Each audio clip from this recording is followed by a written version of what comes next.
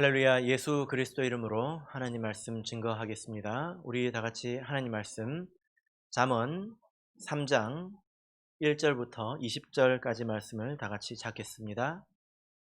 잠언 3장 1절부터 20절까지의 말씀을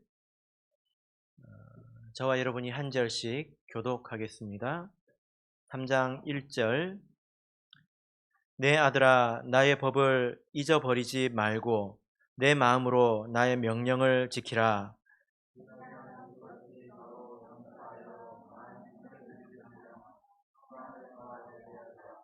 인자와 진리로 내게서 떠나지 않게 하고 그것을 내 목에 매며 내 마음판에 새기라.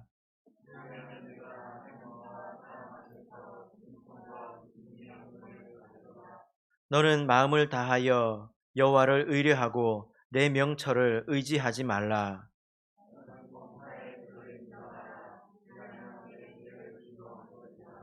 스스로 지혜롭게 여기지 말지어다. 여호와를 경외하며 악을 떠날지어다.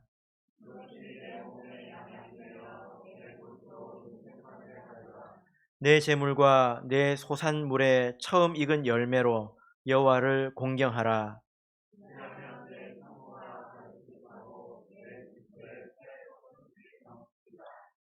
내 아들아, 여호와의 징계를 경히 여기지 말라. 그 꾸지람을 싫어하지 말라.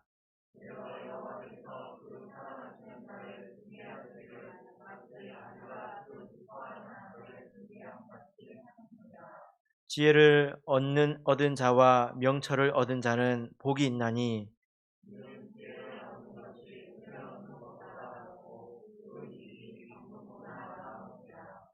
지혜는 진주보다 귀하니 너의 사모하는 모든 것으로 이에 비교할 수 없도다.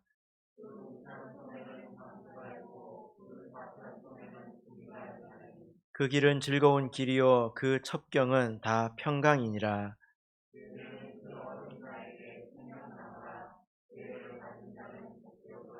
여호와께서는 지혜로 땅을 세우셨으며 명철로 하늘을 굳게 펴셨고 그 지식으로 해양이 갈라지게 하셨으며 공중에서 이슬이 내리게 하셨느니라. 아멘. 네, 오늘 이 시간은 마음판에 새겨질 때까지라는 제목으로 하나님 말씀을 증거하겠습니다. 여러분, 우리가 어떤 일을 함에 있어서 타고난 재능이 중요할까요? 아니면 그 사람의 노력이 중요할까요? 어떤 것이 더 중요하다고 여러분은 생각하십니까?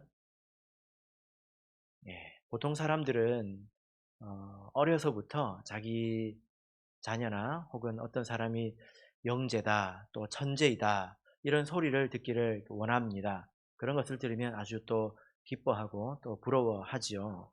그래서 내가 자녀를 낳고 나면 혹시 얘가 천재가 아닌가 이렇게 기대하고 또 생각하기도 합니다. 그러나 사실은 그것이 불행의 씨앗이죠. 어, 우리나라 사람들은 이 귀가 많이 오염되었습니다. 그래서 귀를 씻어야 합니다. 재능이라고 하는 것은 그 누구도 마음대로 할 수 없는 것입니다. 부모도 마음대로 할 수 없는 거죠. 그런데 노력이라고 하는 것은 내 마음대로 할 수 있는 것입니다. 그렇지 않습니까? 그러면 내 마음대로 할 수 없는 것과 내 마음대로 할 수 있는 것, 이 둘 중에서 우리는 어떤 것이 더 중요하다고 생각하고 살아야 될까요? 당연히 내 마음대로 할 수 있는 거죠. 내가 좌우할 수 있는 것이 더 나에게는 중요한 것이죠. 그래서 사실 재능이 중요하다 이렇게 생각하는 사람들은 노력하기를 싫어하는 그런 핑계이기도 하다는 것입니다.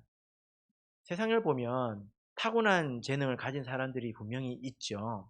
그러나 그런 사람들은 없다고 쳐도 될 만큼 아주 소수입니다. 무시하고 살아도 괜찮습니다. 또 혹은 재능이 있다고 해서 노력을 하지 않으면 무엇이든지 잘할 수 있을까요? 절대 그렇지 않습니다. 어, 사실은 재능이 있는 사람들은 그 일에 재미를 느껴서 더욱더 열심히 노력하는 것이 우리가 실제로 보는 일들이죠. 예. 그래서 노력이 중요하다는 것입니다. 자, 여러분, 그러면 우리가 이 지혜를 얻기 위해서는 얼마나 노력해야 될까요? 우리가 지혜가 중요하다는 것을 계속 배우고 있는데 지혜를 얻으려면 얼마나 노력해야 될까요? 자, 오늘 본문의 말씀으로 돌아가서 1절부터 4절까지를 다시 읽겠습니다. 1절에서 4절 읽겠습니다. 시작. 내 아들아, 나의 법을 잊어버리지 말고 내 마음으로 나의 명령을 지키라.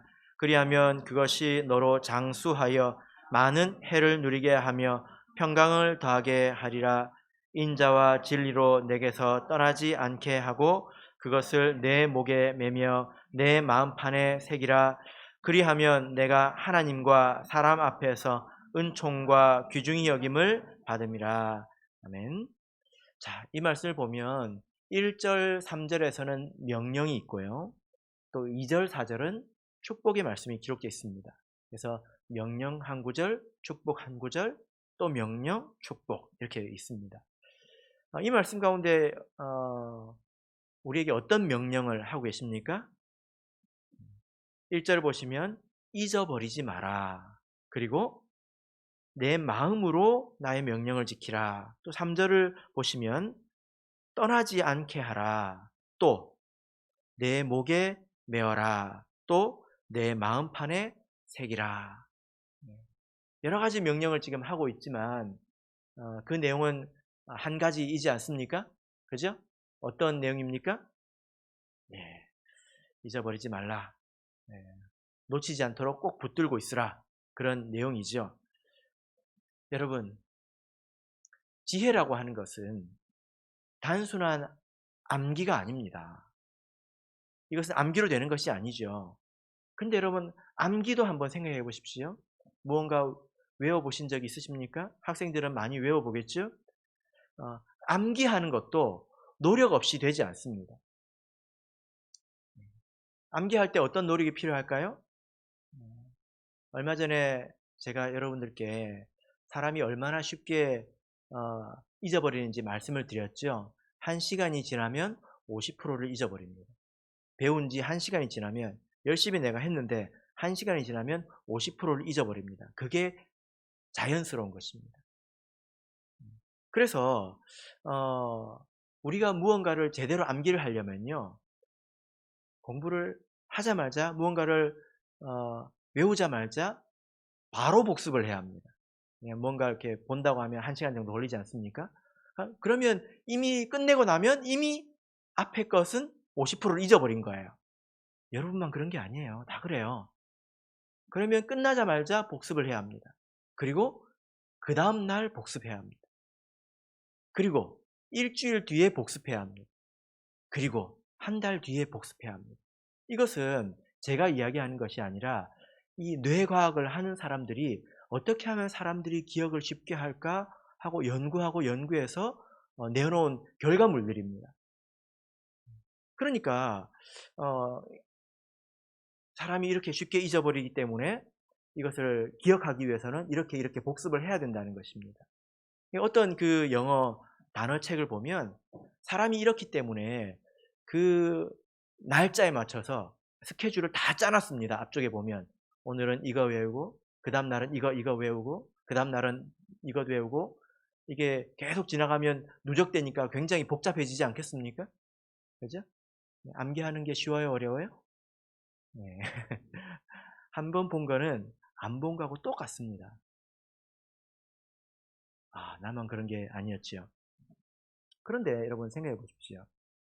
우리가 뭔가를 할 때 하루만 합니까? 학생들은 무슨 과목을 한 가지만 합니까?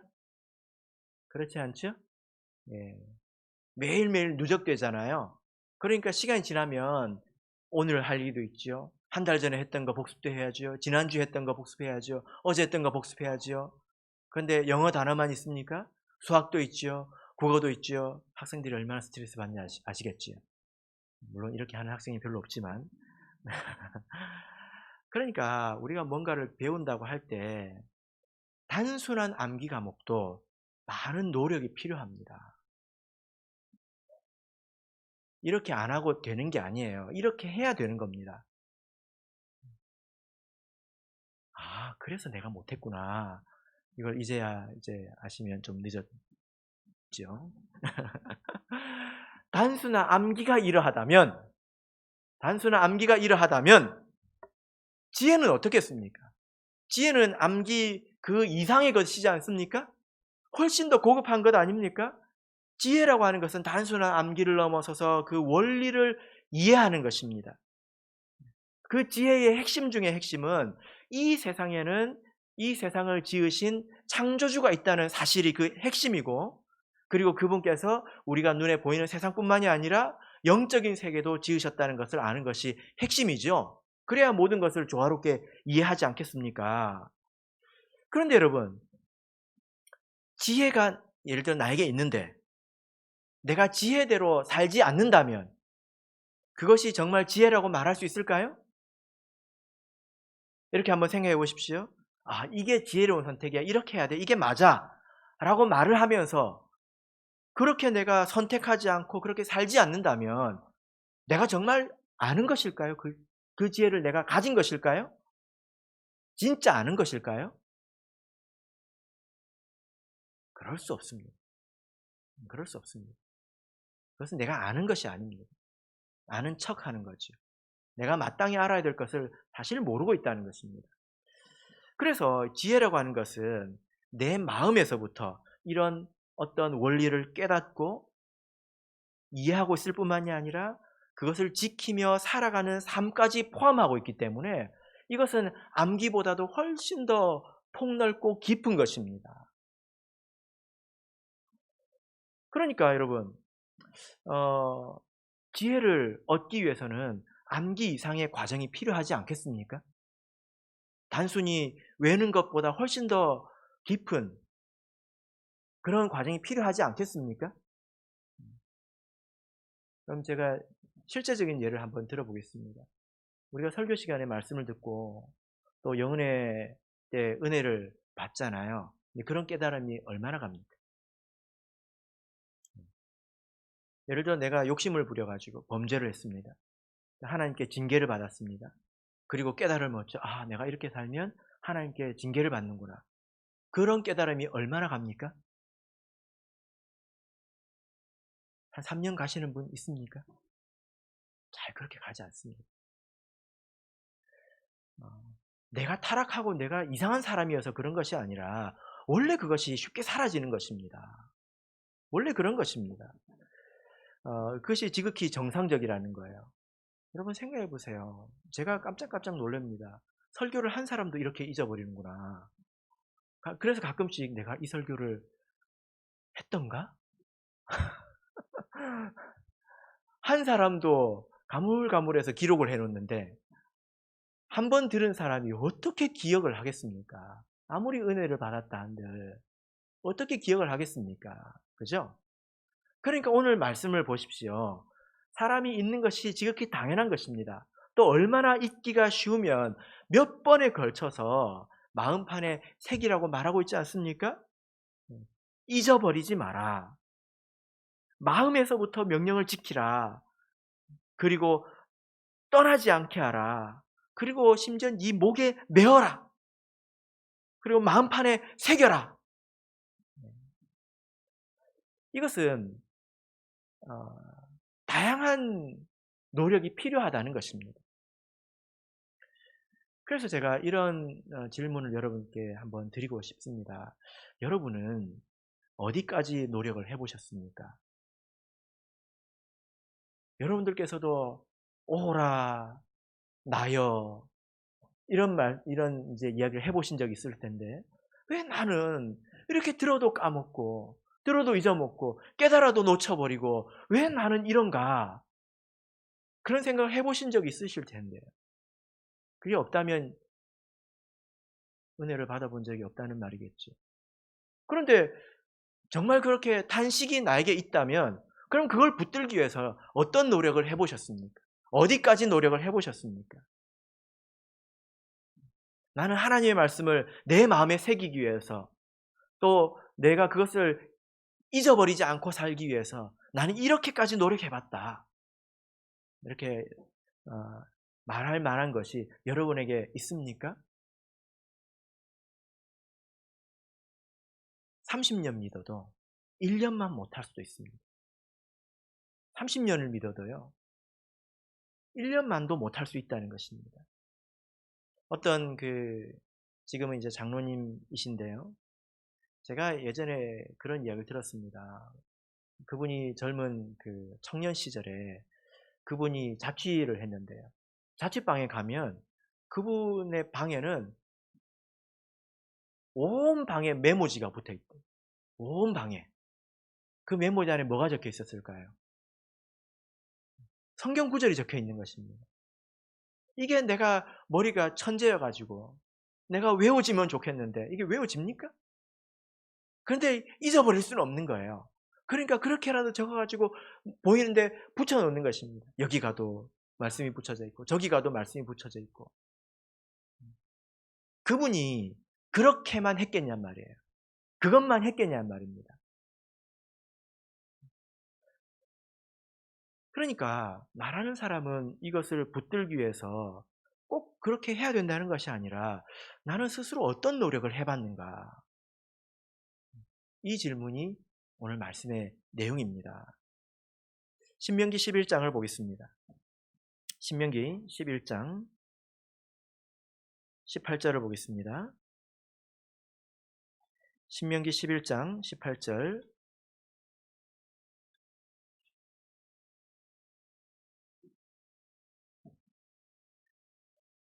신명기 11장 18절.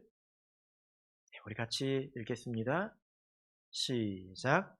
이러므로 너희는 나의 이 말을 너희 마음과 뜻에 두고 또 그것으로 너희 손목에 매어 기호를 삼고 너희 미간에 붙여 표를 삼으며. 하나님께서 내가 한 말을 너희 절대 잊지 마라. 절대 잊지 마라. 그래서 그것을 손목에 메어두고 살아라. 그리고 이마에 붙여서 표를 삼아라. 이렇게 말씀을 하셨습니다. 근데 이스라엘 백성들은 여러분 사진 같은 것으로 아마 보신 적이 있으실 텐데요. 그 사람들은 이 말씀을 진짜 그대로 지켰습니다. 그래서 작은 상자에 넣어가지고 이마에 달죠. 우리나라 사람들은 상투가 여기 있잖아요. 그 사람들이 이마에 네모난 박스가 있어가지고 거기 말씀을 넣어가지고 이마에 달아서 이렇게 묶고 다닙니다. 그 앞에 뭐가 툭 튀어나와 있어요, 진짜요. 그리고 손에 말씀을 적어가지고 끈으로 칭칭칭칭 감고 다니죠. 끈을 감는 횟수까지 그 사람들은 정해놓고 살고 있습니다. 근데 이 말씀은 정말 그렇게 하라는 말씀일까요? 그렇게 한다고 그게 내 마음속에 새겨집니까? 그런데 그렇게라도 해서 내가 마음에 새기려고 노력하는 것은 우리가 뭐라고 할 수 없는 것 아닙니까?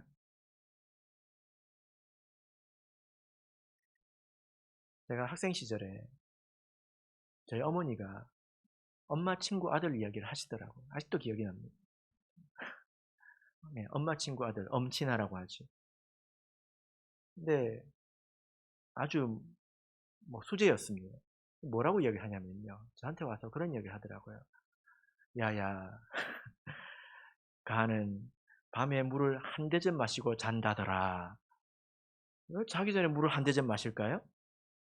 그럼 새벽에 일어나게 되잖아요. 화장실 가고 싶어서. 그렇게 일어나서 안 잔다는 거예요. 예? 그렇게 일어나가지고 안 잔다는 거예요. 그럼 뭐 할까요? 공부한다는 것입니다. 제가 듣는데 별로 기분이 안 좋더라고요. 그건 자기가 해야죠. 그죠? 자기가 해야 되는 건 아니겠습니까?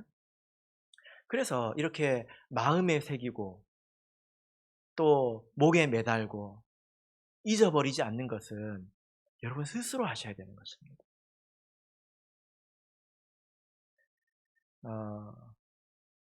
행복한 위선자라는 소설이 있는데 제가 소설 이야기는 잘 안 하지 않습니까? 그런데 한번 들어볼 만합니다. 근데 이 소설의 그 주인공이 있는데 주인공 이름이 로드 조지 헬입니다. 헬.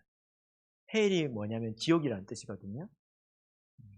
이 사람이 악행을 일삼았습니다. 근데 그렇게 악하게 살다 보면 얼굴도 이제 험상궂게 변하는 거 아시죠? 그죠? 얼굴도 일그러졌습니다. 그런데 이 사람이 지나가다가 이제 어떤 여인을 보는데 그 여인을 보고 사랑에 빠졌습니다. 너무 좋은 거예요. 그런데 자기가 뭔가 이렇게 접근하려고 하니까 자기 얼굴을 보고 도망을 갈 것 같아 가지고 가면을 씁니다. 아주 선한 얼굴에 가면을 씁니다. 그리고 그 여인을 만나죠. 그리고 그 앞에서 아주 착한 행실을 합니다. 왜냐하면 착하게 보여야 되니까. 그죠? 소설이에요. 네. 그런데 그래 가지고 결국 뭐까지 하느냐? 결국 결혼까지 가는 거예요. 사기 결혼을 다 한 것입니다. 그렇게 몇 년이 지났습니다. 근데 이 이 지옥이라는 사람의 과거를 알던 어떤 여자가 화가 나는 거예요. 그 사람 지금 이제 사기 결혼을 했으니까 화가 나는 거예요. 그래 가지고 인제 기회를 틈타 가지고 이 남자의 실체를 폭로하겠다 해 가지고 그 인제 아내가 있는 곳에서 가면을 확 벗겨 버립니다. 그랬더니 그 얼굴이 나왔는데 가면하고 똑같이 선한 얼굴이 나온 거예요. 네. 왜 그랬을까요?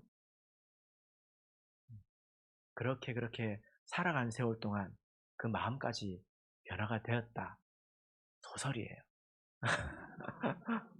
소설이에요. 네. 그런데 사람의 변화는 이와 같지 않을까 이런 생각을 해보게 됩니다. 우리가 정말로 하나님을 사랑하고 또 지혜로운 삶을 사랑하고 정말로 그것을 사랑한다면 흉내내는 것부터 해야죠. 그죠? 그것이 위선처럼 보인다 하더라도 내가 뭐라도 해야죠. 그렇게 살다 보면 나도 모르게 내가 바뀌어 있는 것입니다.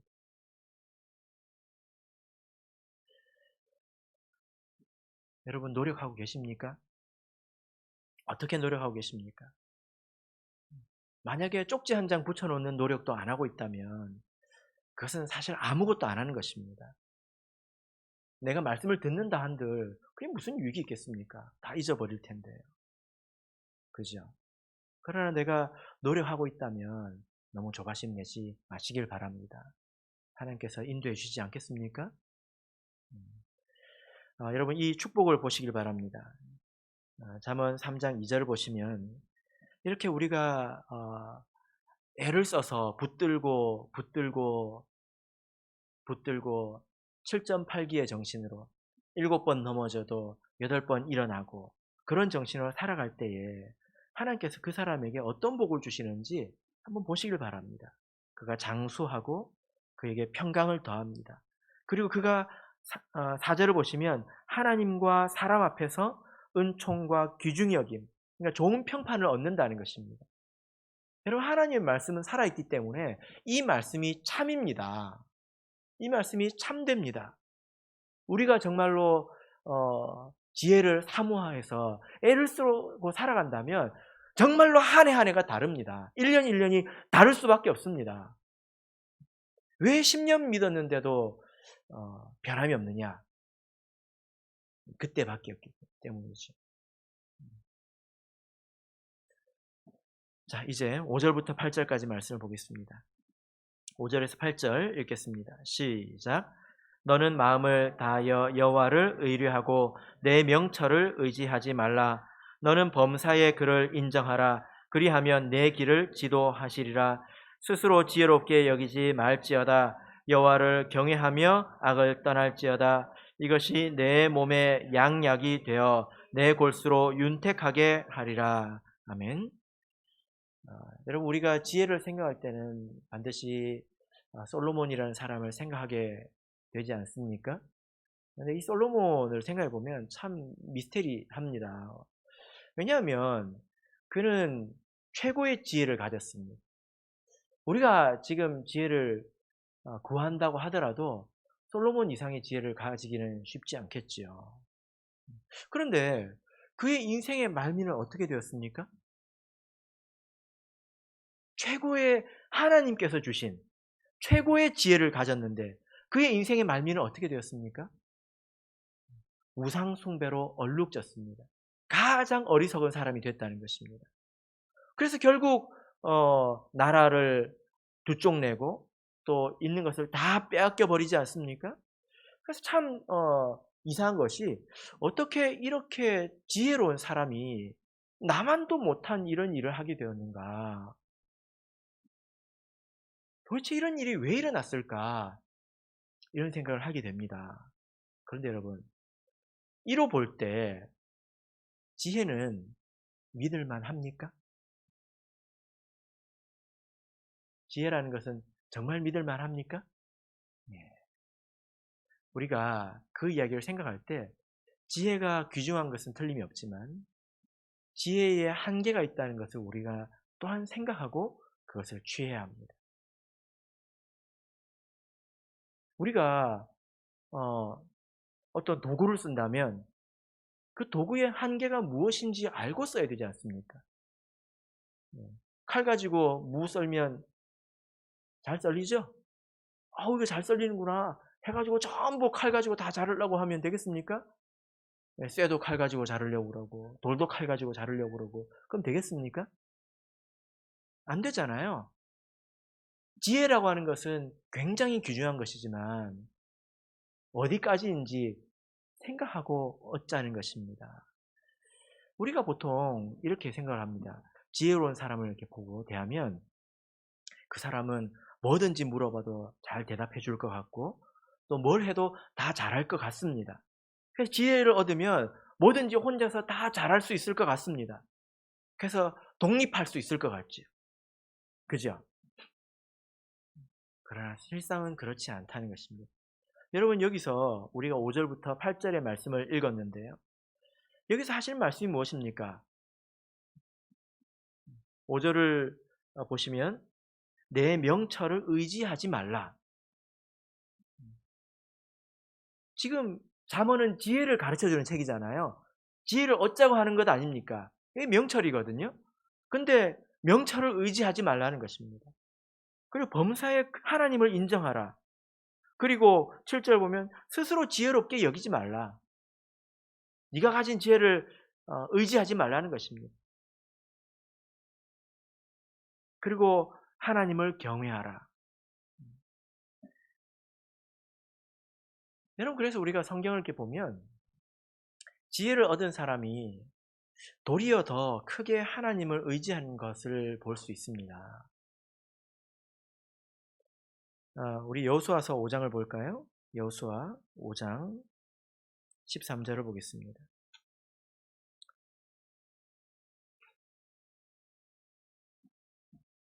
여호수아 5장 13절에서 15절 말씀을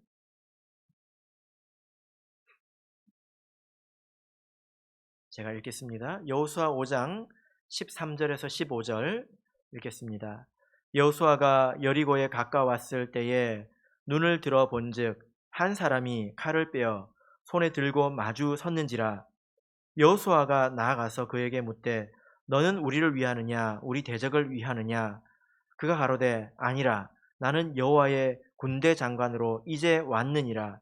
여호수아가 땅에 엎드려 절하고 가로되 나의 주여 종에게 무슨 말씀을 하려 하시나이까.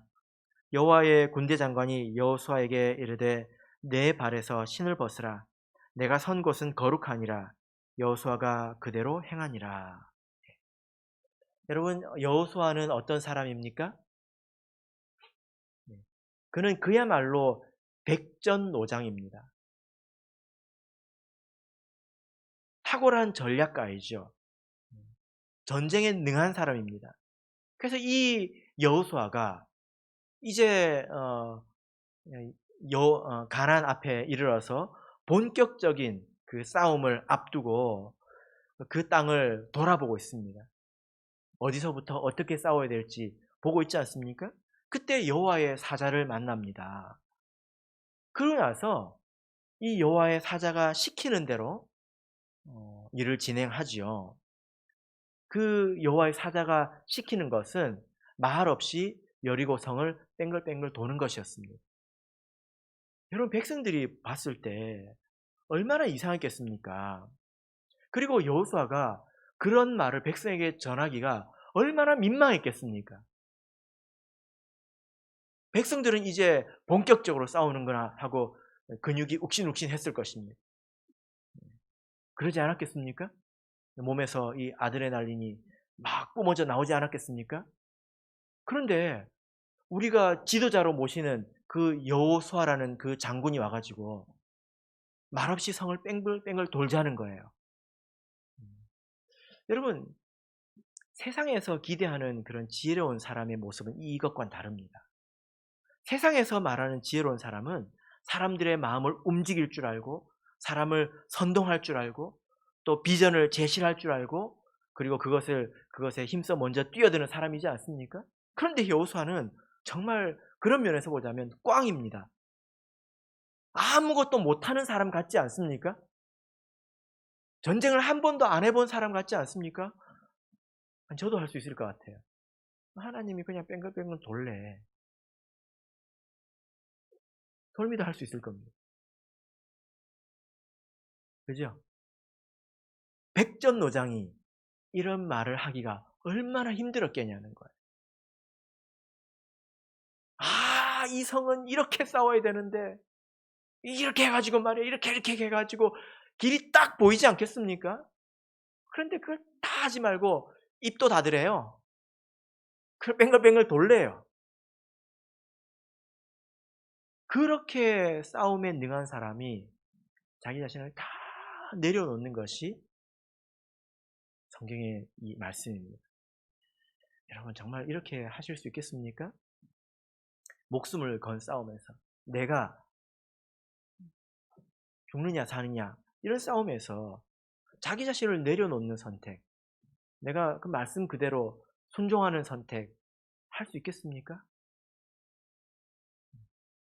지혜의 한계를 아는 사람이 이런 선택을 할 수 있습니다. 지혜가 전부인 줄 아는 사람은 이런 선택을 하지 못합니다. 내 눈에 보이는 것이 전부이고 내가 계산하는 것이 다라고 생각하니까 그렇게 되는 거죠. 그죠? 여러분 그러나 지혜에 한계가 있다는 것을 아는 것이 참된 지혜입니다. 그래서 우리가 하나님을 의지해야 된다. 결국 하나님을 의지해야 된다. 그리고 하나님과 좋은 관계 속에 머물러 있는 것이 결국에는 우리가 해야 될 것이다. 이것을 아는 것이 참된 지혜입니다. 여러분 세상 사는 일을 한번 보십시오. 잠언에도 앞으로 그런 내용이 이제 많이 나올 텐데요. 우리가 이렇게 많은 선택을 하고 살아가는데 어떤 그 선택은 옳고 그른 판단이 있습니다. 그렇게 이야기할 수 있는 게 있습니다. OX라고 말할 수 있는 문제가 있어요. 대체적으로 도덕적인 문제들이 그런 문제들이죠. 그죠? 그런데요, 우리가 하는 대다수의 판단은 확률적인 판단입니다. 한번 생각해 보시죠. 무슨 말인지. 우리가 하는 판단은요, 대체적으로 확률에 의지한 게 많습니다. 제가 물어볼게요, 여러분. 청석고등학교가 좋습니까? 상당고등학교가 좋습니까? 어디가 좋습니까? 집에서 가까운 학교가 좋습니까? 먼 학교가 좋습니까? 가까운 학교가 좋아요? 진짜 그래요? 정말로 그래요? 음. 확률적으로 좋다. 이 말이 맞죠. 그죠? 부자가 좋을까요? 평범하게 사는 게 좋을까요? 부자라고 엄청 말씀하고 싶은데 혼날까봐 말씀을 못하시는 표정이 보이십니다.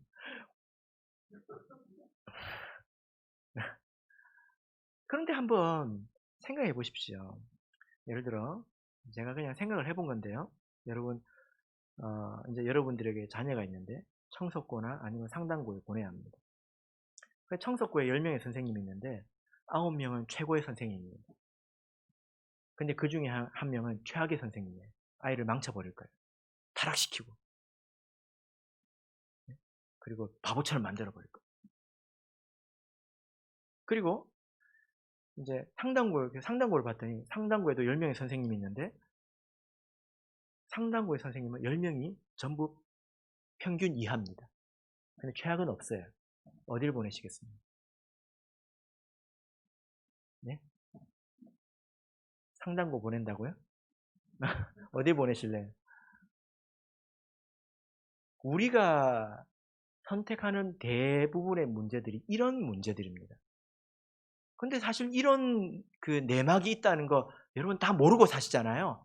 그러니까 용감하게 그냥 확률 가지고 선택을 그냥 뻥뻥 하고 사는 거예요. 모르니까 살지 알면 못 합니다. 그래요, 안 그래요? 네. 우리가 일상에서 만나는 많은 일들 생각해 보면 그것이 정말 확실한 것인가? 그것이 정말 좋은 것인가?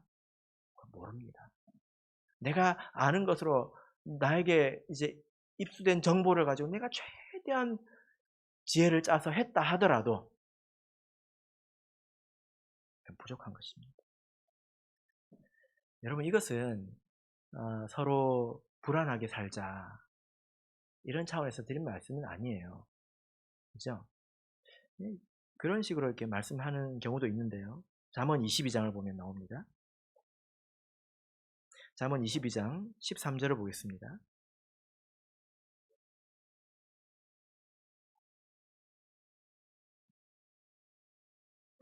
잠언 22장 13절 읽겠습니다. 시작. 게으른 자는 말하기를 사자가 밖에 있은즉 내가 나가면 거리에서 찢기겠다 하느니라. 예, 이게 무슨 말입니까? 네, 어떤 애가 학교를 가는데요. 학교를 안 가려고 하는 거예요. 게을러 가지고. 근데 입은 또 살아 있어 가지고 뭐라고 이야기하냐? 엄마, 하루에 교통사고로 몇 명이 죽는 줄 알아? 내가 차 타고 학교 가다가 교통사고 나서 죽으면 엄마 좋겠어? 그래서 나 학교 안 갈래. 이 말입니다. 그런 걸 게으름의 핑계로 대자는 것이 아닙니다.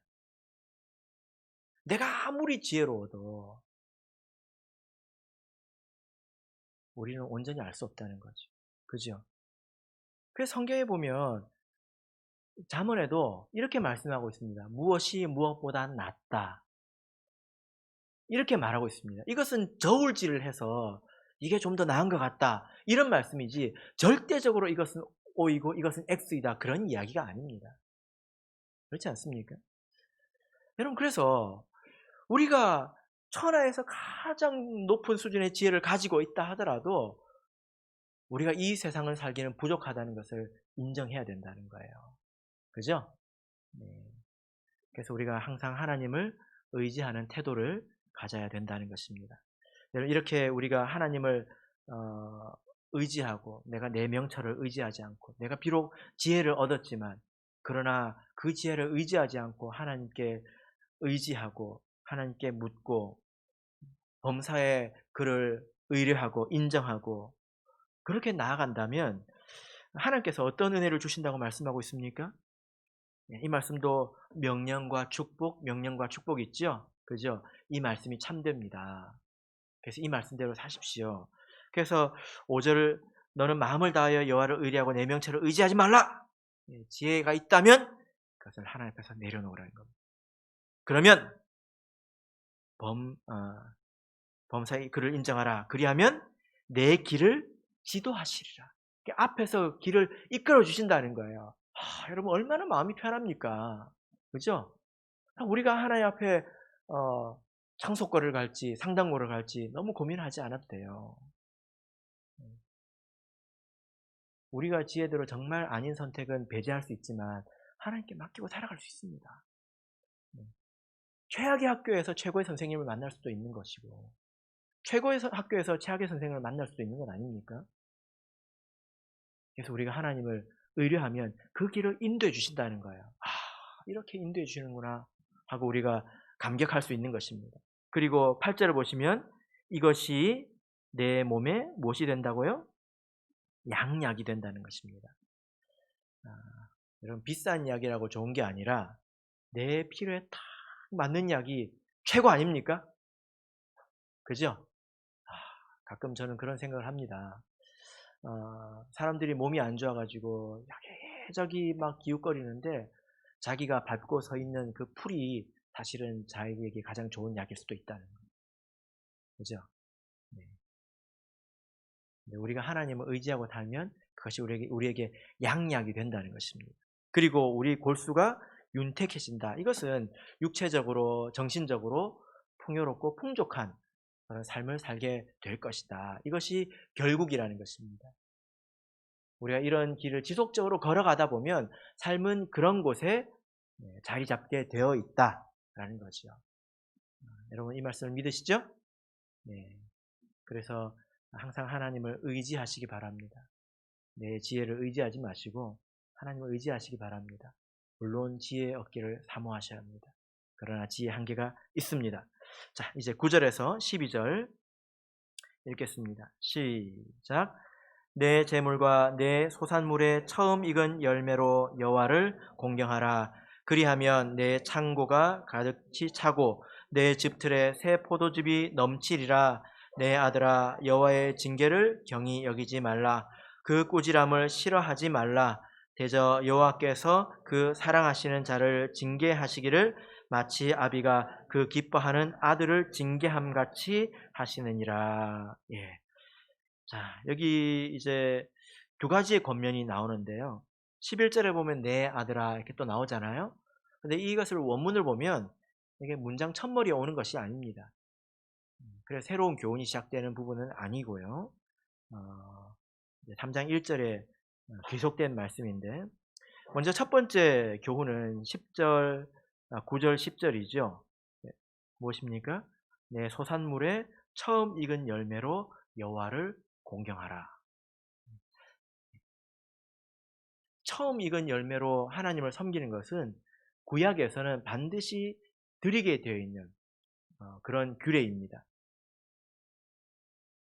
그래서 우리가 성경에 기록된 그런 명시적인 하나님의 법을 따라야죠. 그죠? 그리고 하나님을 우선순위에 놓아야죠. 지혜로운 사람이 지혜롭다는 이유로 하나님 말씀을 넘어설 수 있습니다. 생각을 조금만 해야 되는데 너무 많이 해가지고 그것을 넘어서기도 합니다. 그러면서 명시적인 하나님 말씀을 저촉하기도 하거든요. 그죠? 그래서 하나님 말씀 우리가 넘어가서는 안 된다는 거죠. 그 하나님을 우리가 우선순위에 놓아야 합니다. 그리고 이제 10절, 11절은 어떤 권면입니까? 징계를 경히 여기지 말라. 하나님께서 이렇게 책망하실 때에 그것을 달게 받으라는 것입니다. 스스로 지혜롭다고 생각하는 사람들은 남의 말을 잘 듣지 않습니다. 그래서 도리어 고집스러워질 가능성이 높지요. 그리고 책망받는 것에도 익숙하지 않습니다. 그러나 하나님 앞에서 우리가 마음을 열고 살아야 되겠죠. 이어서 13절부터 20절까지는 지혜의 송가입니다. 무슨 말이냐면 지혜가 얼마나 귀한 것이냐 이것을 이제 말하는 것입니다. 이 부분은 읽어보시면 되겠습니다. 말씀의 결론 맺겠습니다. 여러분 지혜라고 하는 것은 생각이나 의욕만 가지고 얻어지는 것이 아닙니다. 발만 동동동 구른다고 해서 얻어지는 것이 아닙니다. 그래서 당장 한번 생각해 보십시오. 내가 하나님 말씀을 내 마음에 심기 위해서 내가 참으로 지혜를 얻기 위해서 나는 뭘 했는가? 그럼 나는 뭘 해야 될까? 이것도 처음 해보면 잘 안 됩니다. 시행착오가 많겠지요. 그러나 그것을 사모하는 마음으로 계속 해보십시오. 그렇다면 나중에 길을 찾게 될 것입니다. 그래서 스스로 단련이 될 것이고 한 해 한 해 내가 성장하고 있다. 내가 1년 전엔 내가 아니다. 하나님 앞에서 나는 새로운 사람이다. 라는 것을 느껴갈 것입니다. 그러나 세상적인 지혜는 쌓으면 쌓을수록 어떻습니까? 자기가 높아지죠? 그러나 하나님의 지혜는 쌓으면 쌓을수록 자기 자신이 사라집니다. 철저하게 하나님을 의지하죠. 아무것도 못하는 사람처럼 하나님을 의지하는 그런 심령을 얻게 됩니다. 한 면에서 보면 굉장히 지혜롭지만 그러나 한 면에서는 하나님 앞에서 아무것도 없는 것 같이 살아갑니다. 왜냐하면 그는 지혜의 한계를 알기 때문이지. 바라옵기는 이 지혜를 꼭 얻으시길 바랍니다. 그래서 제목과 같이 마음판에 새겨질 때까지 노력을 포기하지 않으시기를 예수 그리스도 이름으로 축복합니다.